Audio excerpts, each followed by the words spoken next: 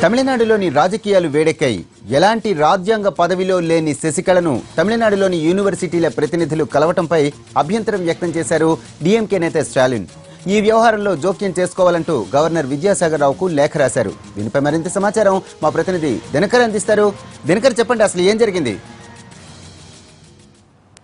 తమిళనాడులో శశికళ రాజ్యాంగేతర శక్తిగా ఎదుగుతుందన్న దానికి సంబంధించి ప్రతిపక్ష పార్టీ ప్రధాన నేత ఎంకే స్టాలిన్ దీనికి సంబంధించి కూడా ఒక లేఖ రాయడం జరిగింది.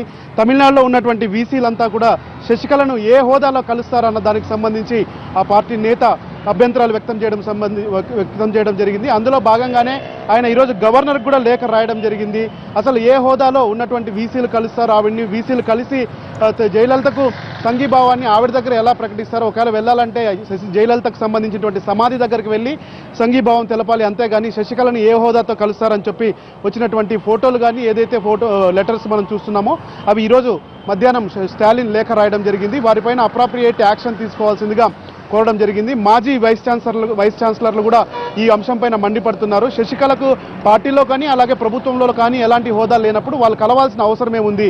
అయితే వీళ్ళను తనే దగ్గరికి పిలిచి తనే దగ్గరకు రమ్మని చెప్పిందా, లేకపోతే వీళ్ళే వెళ్ళి కలిశారన్న దానిపైన కూడా రాజ్భవన్ ఇంటర్వ్యూ కలుగు చేసుకొని దీనికి సంబంధించి కూడా తేల్చాలని చెప్పి కూడా డిఎంకే పార్టీకి సంబంధించినటువంటి ప్రధాన ప్రతిపక్ష నేత డిమాండ్ చేయడం జరిగింది. దీనికి సంబంధించి కూడా ఎవరెవరు వీసీలు అక్కడికి వెళ్లారన్న దానికి సంబంధించి కూడా ఇన్ఫర్మేషన్ తెప్పించుకొని వారిపై యాక్షన్ కూడా తీసుకోవాలని కూడా చెప్తున్నారు. యూనివర్సిటీల్లో విద్యను ప్రమోట్ చేయాల్సినటువంటి వైస్ ఛాన్సలర్లు ఇలా రాజకీయ పార్టీలకు అతీతంగా రాజకీయ పార్టీల శరణు చొచ్చడం, అలాగే ఈ పార్టీలో కానీ పదవిలో కానీ ఎలాంటి ఇది లేనటువంటి వ్యక్తుల దగ్గరికి వెళ్ళి సాష్టాంగ పడడం కానీ ఫోటోలు దిగడం కానీ ఏంటని చెప్పి స్టాలిన్ యొక్క డిమాండ్ చేయడం జరిగింది. అయితే దీనిపైన రాజ్భవన్ నుంచి ఎలాంటి సమాధానం వస్తుందన్న దానికి సంబంధించి కూడా వెయిట్ చేయాల్సిన పరిస్థితి ఉందని చెప్పవచ్చు.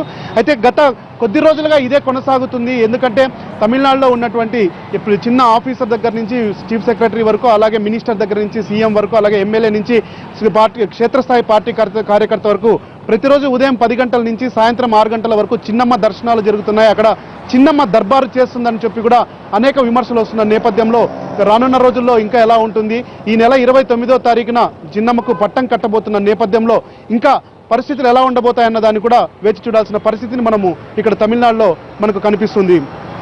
Right, thank you Dinakar.